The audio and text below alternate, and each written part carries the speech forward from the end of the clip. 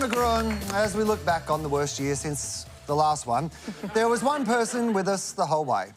This is Sophie. G'day, Sophie. This is Will. Oh, hello again. It's me, Sophie Mugg. I know, Sophie. We just met in another ad.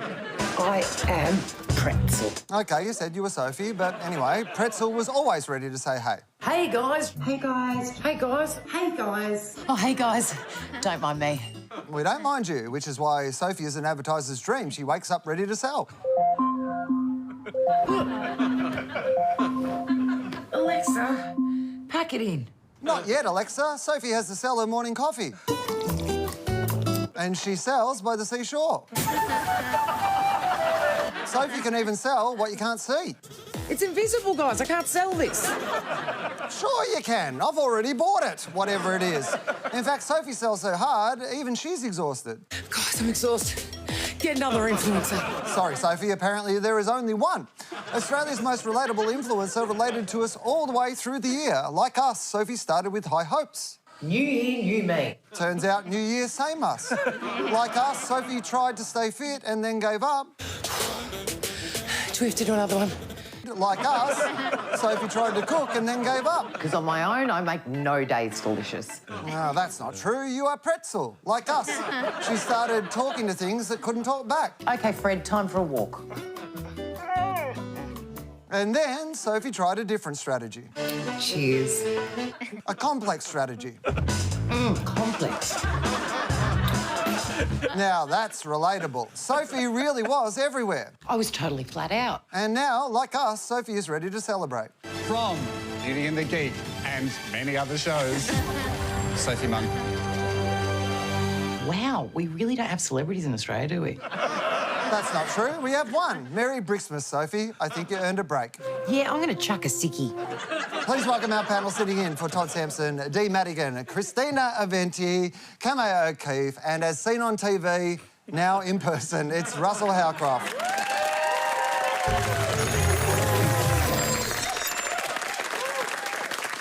This year wasn't just tough for us. Brands were also in crisis, like Burger King, who tweeted this whopper on International Women's Day.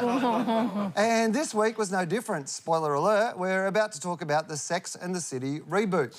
At the end of the first episode, spoiler alert, a main character dies of a heart attack while, spoiler alert, riding a Peloton exercise bike. It's a devastating scene, I assume, because, spoiler alert, I didn't watch it. Peloton also had a heart attack when, after the episode, its shares dropped 11%. The brand panicked, claiming Mr. Big lived what many would call an extravagant lifestyle, including cocktails, cigars and big steaks, and was at serious risk as he had a previous cardiac event in season 6. Riding his Peloton bike may have even helped delay his cardiac event. Within 48 hours, the brand turned around this ad. Should we take another ride? Life's too short not to. And just like that, the world was reminded that regular cycling stimulates and improves your heart, lungs, and circulation, reducing your risk of cardiovascular diseases. Cycling strengthens your heart muscles, lowers resting pulse, and reduces blood fat levels. He's alive. Oh, I get it. He faked his own death so he didn't have to appear in the rest of the series. Dee, is this the right way to respond to a PR heart attack? Absolutely. I think this is Peloton being really smart and HBO being really dumb. So HBO had dialogue with Peloton about the fact they were going to use the bike. Peloton helped them cast the woman who was the hot instructor, who we then see in that second ad. And so this is where product placement can be a double-edged sword. And in this case, Peloton knew how to use that sword. And the reason is, 2 years ago, Peloton did this ad in which a husband gave his wife a Peloton machine for Christmas, and she lost weight and he loved her more because of it. So Peloton got slammed for that ad, and Ryan Reynolds then cast that woman in his gin ad, and in his ad, she left that terrible husband and went drinking gin with her girlfriend. And Peloton, at the time, they could have been really narky. Instead, they rang up Ryan Reynolds and said, can you help us with our brand? So when this happened, Ryan Reynolds and his ad agency got on the phone. Within 48 hours, this ad had gone to air, and it must have cost them an absolute bomb. And now the only brand damage, I think, is to Sex and the City, because a week ago we were emotionally invested in Big's death, and now it's like he's off literally riding the riding instructor. He's happy as. I thought it was interesting, the two kinds of responses there, though. Like, in the first instance, with where they throw shade his way, where it's like, you know, he smoked cigars, he drank cocktails, he ate burgers. It's almost as if they were treating Mr Big like he was a real person. But in the second instance, they're like, no, this is fiction, guys. No, don't believe it. It's not real. So they were actually playing the cards sort of both ways. It's interesting, Will. In the world of advertising, almost the most powerful thing you can do is something tactical. You know, like within 24 or 48 hours, running a piece of advertising which is relevant to the news of the day. And it's hardly ever used. It's really fascinating because everyone in the ad business sort of aspires to do that awesome tactical ad that everyone speaks about, and yet you hardly ever get to see it. And you really don't get to see it because it's just so hard to do. But this is an example of it's absolutely worth the effort. As the world stopped making sense, so did the advertising taglines. Listerine's new slogan is hard to swallow. Listerine, feel the woe. Feel the no. Coke opted for two things that can't coexist. Real magic. Real tragic. And during the Olympics, Telstra ran this. Here it comes.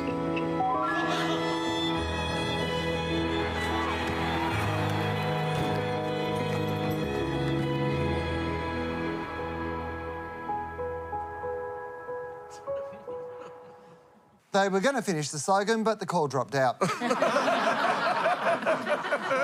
Christina, nonsense words. Why is brands love them? All right, like, we're always trying to put things into sort of different combinations, you know. We're trying to aim for that slight twist on a sort of common phrase. But there is a sort of a formula that we do use, and we're always trying to sort of look for that balance between fresh and familiar.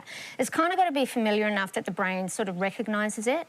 But if you really want to get into someone's memory, the memory feeds off something novel, OK? And that's what encodes in memory. If it's too familiar, it's Teflon. It'll just wash straight off. If it's too stupid, the brain will reject it, like feel the woe, like a foreign object. I think probably the best example of something that does it really well these days, that sort of is good surprising and creates a little bit of new meaning, is Tourism Tassie's campaign, that sort of come down for air. And I think it's so artful because it's just changing one word, right, of a common phrase that we all know. And it does a great job of giving you a whole new perspective on Tassie, you know, come down for air. It's a really hard-working line. That's when it's done well. What's interesting for me with this Telstra thing is their main opposition owns a single word, and they own probably the most powerful, one of the most powerful words in the English language, right? So they've got this incredible, powerful idea around yes. And Optus has done a brilliant job recently in actually, you know, it all starts with yes, which is true, right? So the notion that you want to own why when you're competing in an advertising sense, when you're competing with yes and you've got why, I think on paper you would realise that that's not going to cut it, that's not going to win. Because ultimately you want your advertising, when you're a competitor, to beat the other person's advertising. The cool thing about nonsense headlines, for me, it's when advertising is really at its best, when someone executes that. You know, you realise writing is actually a craft and it takes skill to be able to do it well, so to find a line that should feel like nonsense but actually is really compelling. And so for me, the one that always thinks lands is impossible is nothing. Like, you wouldn't think to put those words together, but it's actually a really powerful statement, and you understand that it is about kind of striving in that athletic sense. Every time I hear somebody say, you know, impossible is nothing, you know what I do? I feel the woe. This year, certain words were as overused as a disposable mask. Kakadu plum, plant-based, protein, every letter of the Greek alphabet, and Byron. Products like Byron chili, Byron cookies, Byron honey, Byron tea, Byron Breeze nudie juice, and Byron jerky, which is a product as well as an attitude. Meanwhile, Byron resident Chris Hemsworth was invited elsewhere. Hey, do you know who the Australian Tourism Ambassador is? Yeah, it's Chris. It's Chris bloody Hemsworth. What about him? Well, we should get him here to show off Cowra. We need to think big, really big. How big? This big.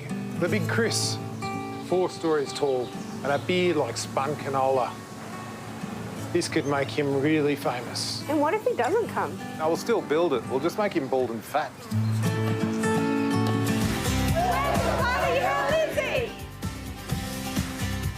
Cam, is this a brilliant stunt or will it be as forgotten as a third Hemsworth? Third Hemsworth. Actually, apologies to Luke, he's quite good. Fourth Hemsworth. I mean, I don't know if I'd claim brilliant, but it's definitely not forgettable. There's a lot to love for me about that ad in its kind of homemade charm, particularly in context of the category, because if you think about travel ads and destination advertising at large, it's usually really big budget, high production values, and just epic in scale. So this spot is such a beautiful antithesis of that. You know, you're not kind of wooed by the location porn. I think this ad does a really good job of setting itself apart, cutting through the clutter and punching well above its weight in terms of media impact and kind of attention that it might generate. It's an idea that's been done before. So the Australian Cricket Board did Big Warnie maybe 15 years ago, and it was a huge success for Australian Cricket Board and great success for the advertising agency as well. And I go, great, good on them, good on Cara. So get an idea that you know has worked in the past and try and make it work for yourself. And they're having a lot of fun, and I don't know whether it's going to stick or not, Will, but I think it's unreal that they're giving it a crack. Didn't Big Warnie get in trouble for sending dick pics to the Giant Merino? Yes. Look, I think it's a cute spot, but it's 3.5 minutes, and you feel like, do you know what? Some good editing, and this could have been really, really sharp, because there's some really nice performances, but yeah, cut it down. No one's going to watch 3 minutes. I mean, we did. I mean, technically I didn't, but someone in the office certainly watched all 3 minutes of it. Yeah. Found it quite compelling, I think. They didn't. I bet they didn't. Well, they told me that they did. Yeah. See, and I believe They them when they say that. I am no longer feeling the woe. Borrowing is rife in marketing because coming up with your own material is hard. In the UK, KFC has been playfully running with other brand slogans. VB rebooted itself. Roll up your sleeves and get the jam. Matter of fact, I got mine now. And you might remember back in 2012 when holidays still existed, Rhonda met Katut. I make special drink for you today, Rhonda. Thank you. You look so hot today, like a sunrise. You're naughty. Thank you, Katut. That campaign had a 2021 breakthrough infection too. Eyes on the future, Australia. Thanks up. What Debbie said, huh? Backs up, Australia. Like a sunrise. Makes no sense, but it does explain their slogan. Get lucky with Amy. Christina, was Rhonda and Katut the right campaign for a second wave? Look, I've got a lot of love for bringing them back, I've got to say. But for me, it's a could-have-been campaign. It could have been just a little bit better. Rhonda and Katut are a power couple. They're up there with some of the great love affairs in Australia. You know, I think of Scott and Charlene from Neighbours. You want them to reunite. You want to do a Where Are They Now kind of thing with them. But I think there was a missed opportunity here. I feel like they could have gotten a bit more mileage out of it. Maybe serialised it like they did their relationship in the beginning. Maybe they were separated by border closures. And you kind of had to, like, vax up to bring Rhonda and Katut together. I guess for me, I just wanted something, an extra beat to make it a little bit more rewarding, a bit more sort of purpose-built for COVID, you know, like Love Actually, the Vax edition or something. You know? I do think there's a mood at the moment for nostalgia. I think after the past couple of years, we are craving that, and we're seeing it in ads. A lot of them are using older songs, and I don't know, I feel like we crave this time when things were a little bit simpler and, you know, less about vaccines and COVID, and that's why we're seeing these sort of things at the moment. Yeah, but I feel like even nostalgia was better in the olden days. So, you know, Will, the governments, state and federal governments, they should be thanking advertising agencies. And they're... Yeah, and I wouldn't stop there. The advertising agencies should get to march on Remembrance Day. I'm sorry. In fact, let's call January 26th Lamb Day, and all the ad people, they laugh and we pay them tribute. We sing the jingles back to them. I love that I'm joking and you're like, this is a good idea. So we know that the federal government and the state governments, we know that they struggled getting the advertising right during the pandemic. And the advertising agencies were going, hang on, we can play a role in this. We can actually help. So the advertising agencies went to the brands, you know, like an Amy or a VB, and they said, we can actually get involved in this discussion. We can actually get involved in getting people vaccinated. So lots of brands got on board. Quite genuinely, it was as a result, I sincerely believe, when the commercial world realised that it had a role to play in getting the country vaccinated, that's when stuff really started to happen, because so many brands got involved and they used their media weight in order to help with the argument, in order to create energy and create the outcome that we wanted. There was one ad this year that made our hearts grow 3 sizes. It featured footy, family, and one big question: what is a blinder?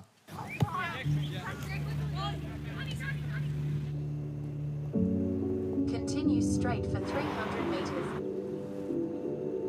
Love is everything. Just pretend you're scooping your ice cream. Like this.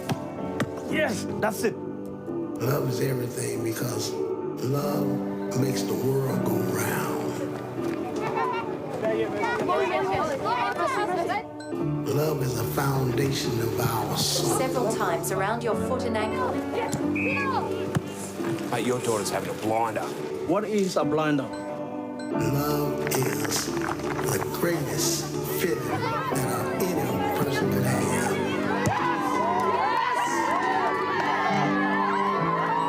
Messi, that was a blinder. Thanks, Papa.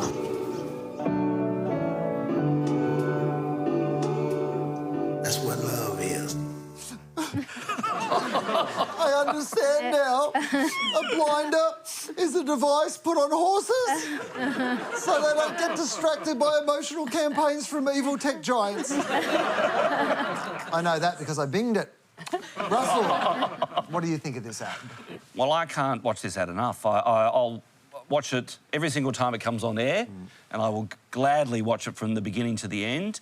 And I've been thinking why does it really affect me? And it genuinely really affects me. And see, Australian rules it's a beautiful game. It's a creative game, and it's a game where individuals are able to express themselves. And those that have played it know that that's true. And so when you first see women, young girls and women play Australian rules football, as a fella, it makes you very emotional because you know that they are getting to experience that game. They're getting to experience the joy, the free running, the expressiveness of AFL football.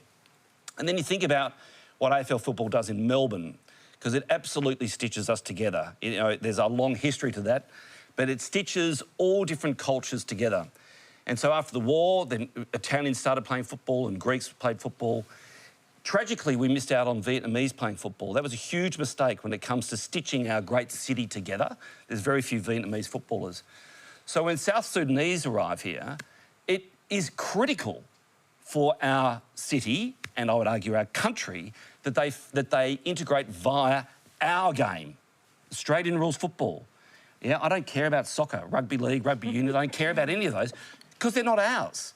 This is our game, and I just find it joyful to see young girls playing and people that are new to our country playing. And sure, if Google's there to help them understand, that's awesome. Good on Google. You know, I sent a text to the CEO as soon as I saw the ad. I was just full of joy for the fact that they'd made this commercial, because for me, it's just the story of footy brought to you by Google. Yeah, that is a very relatable story, the way you enjoyed an ad and then sort of sent a text to the CEO.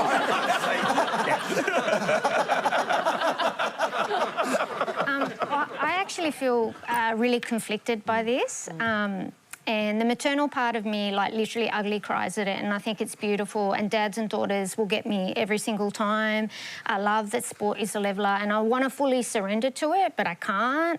You know, I'm a kid to 1950s immigrants, right? And I guess I ask, why does the migrant family have to, you know, adapt, understand, blend in? Why isn't someone else opting in and sort of searching about their roots and their origins? I mean, I know that sport, and particularly community sport, brings us together. I'm a beneficiary of that as well. My kids play football, but it's also deeply prejudiced and racist, like we all know. Like, it brings out the best and the worst in us. And when I look at that spot, you'll see him at the beginning, you clock that he's sort of disconnected, far away from the crowd, and gradually he becomes closer and closer until he's awarded, you know, sausage sizzle status as sort of this ultimate embrace of being like a conversion moment, and that doesn't sit right with me.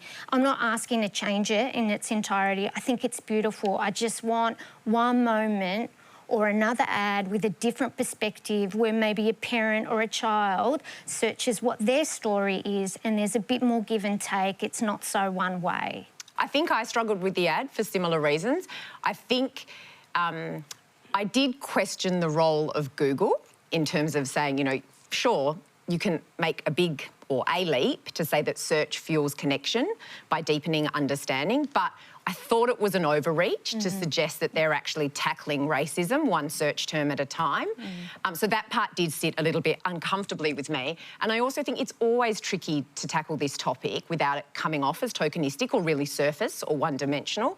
And so in my mind, I thought maybe they were also trying to do too much because maybe it's the maternal side of me. I went, gosh, actually really leaning into that parent-child connection and trying to understand something that seems really foreign to you because you're on a different level. You know, right now my son's into Pokemon cards and I have no idea what that is. So that kind of storyline in terms of deepening understanding on that level felt actually maybe a bit more authentic and, yeah, maybe wasn't straying into territory that certainly made me feel a little uneasy.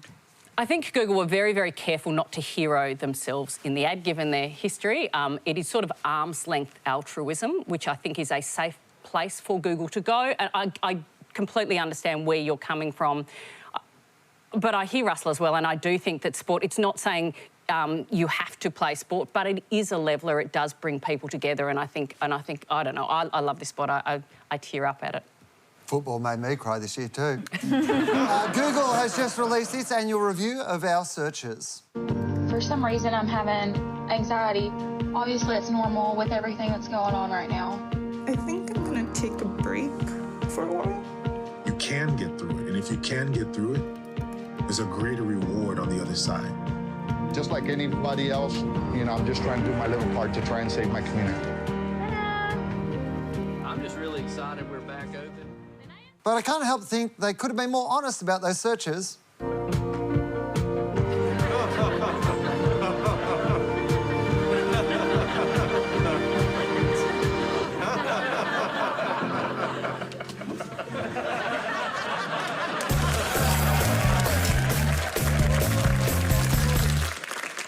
It's that time of the year where Santa is loading up the sleigh and flying around the world to make an absolute mockery of border closures. So we asked our agencies, or as I call them, the ghosts of Christmas presents, to decide whether we should stuff our stockings or tell big brands to get stuffed. First up, a pitch to convince us to give nothing. Hi, I'm Helen from Headjam. Our pitch to discourage people from splashing out on Christmas presents is a timely reminder that the pandemic is not over. Last year, 2020, was called the worst year ever. We all thought 2021 would be so much better.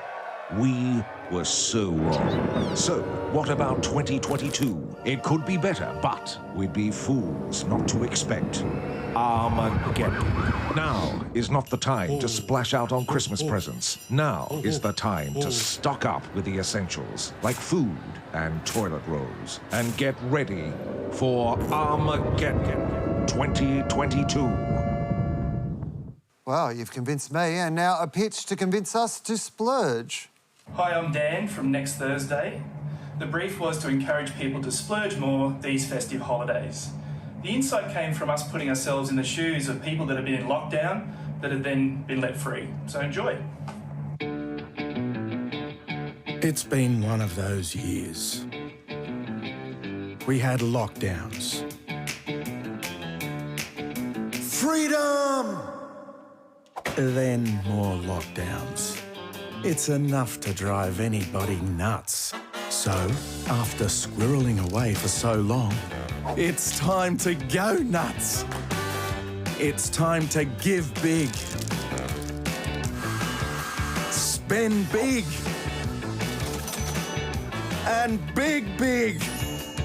We've never squirreled so hard, so let's splurge more than ever. Brought to you by the Buy It Society. Well, you've convinced me, but what will our panel think? Dee, which did you prefer? Well, given the amount of sort of cases that seem to be happening, 2022 is not looking as good as I thought it was going to, so number one feels probably more real to me. Christina? Yeah, I'm probably going to go with the preppers angle, so number one. What about you, Cam? Maybe I've got lockdown PTSD. I'm all for splurging in number two. Russell? It was nice to see some Monty Python stuff going on in that first one. And who the advertiser came from, Nuff Stuff. I thought that's where the idea lay.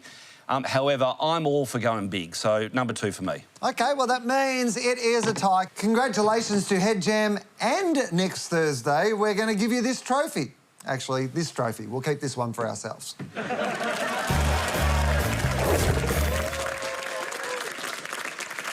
on to this year's most shameless push for your data. By providing some personal information, the ABC will be able to give you more of what you love based on what you watch. What a sellout company, bitch.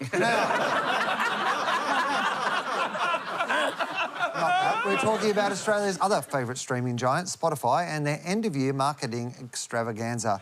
Spotify Wrapped reveals your most listened to artists, songs, and even, for some reason, audio aura. My aura is sceptical of data mining. The brand also turns your data into weirdly specific ads. When I'm away from you, I'm happier than ever.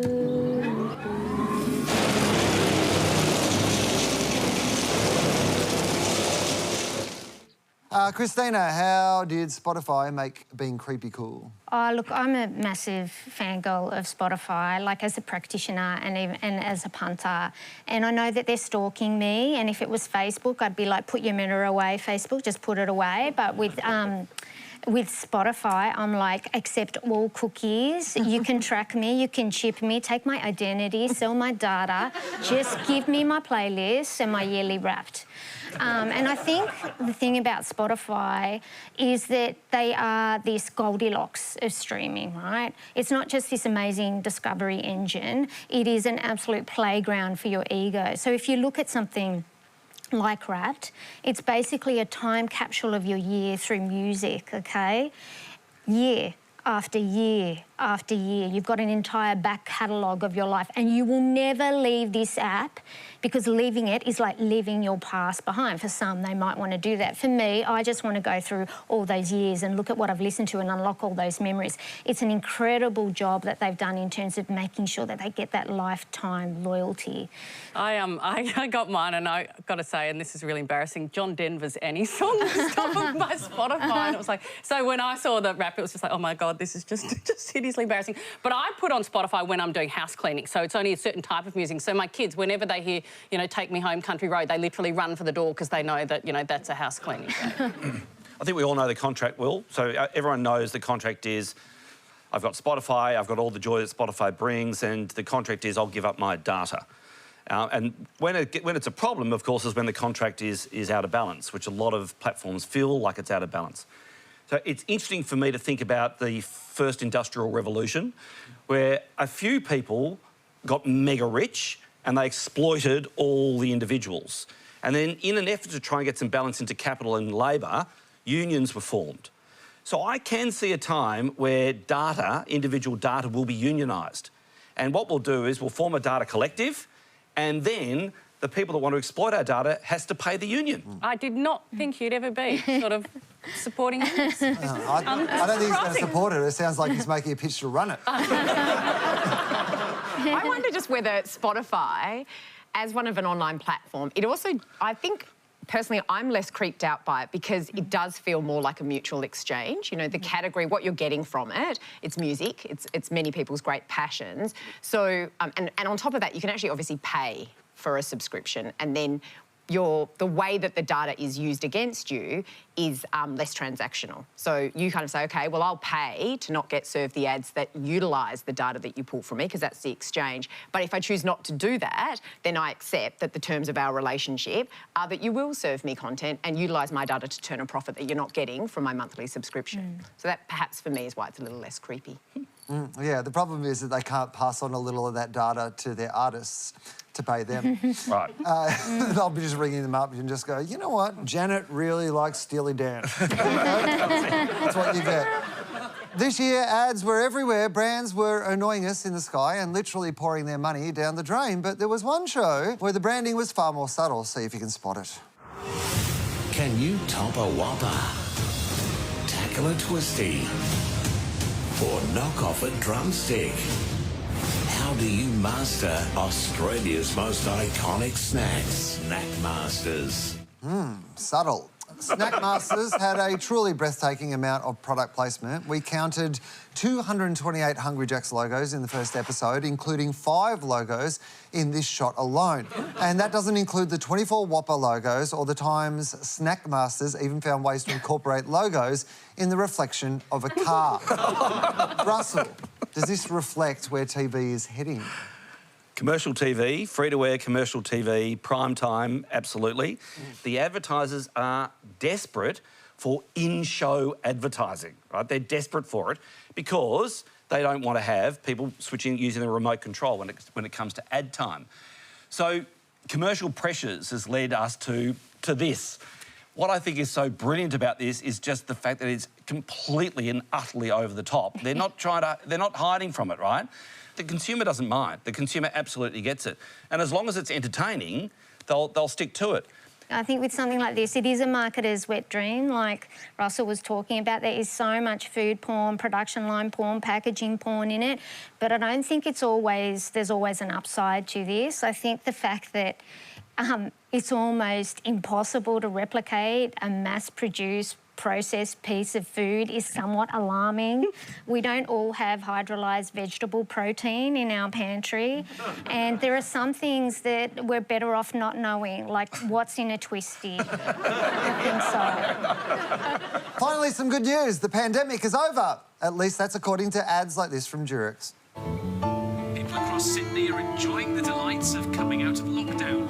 From pubs to clubs, people are happy the restrictions are being lifted at last. Good times go too fast. Bold for a brand to say our customers are wankers. Guinness released this variant. You were always on my mind.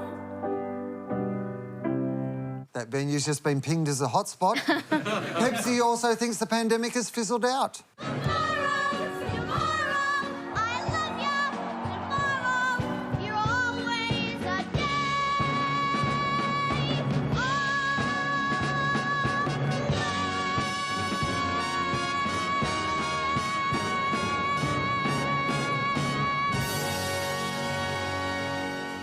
Yuck. Post-COVID campaigns have coincided with increased infections and restrictions. Cam, will brands keep selling us a happy ending until Armageddon? Yeah, I think they will. And I'm an eternal optimist, so I'm here for it. And I guess now more than ever, it actually makes good business sense, I think, to sell a happy ending, because over the last 18 months, it has just been relentless. Bad news, scary headlines. We are spent, you know, in terms of the noise that we are besieged by. It's exhausting. So I think it makes sense as a brand to shy away from the doom and gloom and just entertain people, right? In terms of, like, build affinity through joy and happiness. I would definitely consume that content. I agree with Cam that I'll buy hope, even if it's false hope. I think we're just, like she said, we're totally fried. For me, drown me in hope, Negroni, Ted Lasso. I'm even up for some, you know, Michael Bublé Christmas specials, but I draw the line at Delta. I think we're just, you know, ignorance is bliss, and I think we need that now more than ever, you know. I think some of them might have jumped the gun as well, because I feel like we're not out of it yet at all. Oh, we are. I saw it on an ad. Yeah. Must be true. There's only one episode of Snackmasters I really want to see. Brand new Snackmasters. That's just about all we have time for. Please thank our panel. Actually, I thought I'd ask someone else to do that for me. Sorry I couldn't be there for the final episode. It's either a close contact of COVID or I've run out of T-shirts. But I'd like to thank all the special guests this season, particularly tonight. Dee Madigan, a better version of me, Christina Aventi, Cam O'Keefe, and yes, Russell. What can I say about Russell? I love Russell as much as he loves a Primo Scramble. Thanks, Todd. And if you do end up losing your sense of taste, may I recommend a Primo Scramble? It's been grouse. See you next season. Thanks, mate. You're grouse. Well, this season, we've been going behind the curtain of iconic ads. Tonight, we'll wrap up by going behind the shower curtain. An ad so successful it gave shampoo sales some much-needed bounce and shine. The campaign was built around real people, cast with, and this is a direct quote, strong hair values. But we think one person was sorely missing from the cut, the voice behind the incredible soundtrack. So as we try to wash away this year, we thought, at the very least, we could fix that. Merry Brixmas, and we'll see you next year. Hi, my name's Armando Hurley. That correct. That's me. Remember this? The correct, the correct, the correct, As I shampoo my hair, I really love my new decore, and I love that feeling. Nothing can beat it. Oh no. Yes, I really love it. Oh. So does the family. New decore. Yeah. You all have a good one. Thank you much. Bye-bye.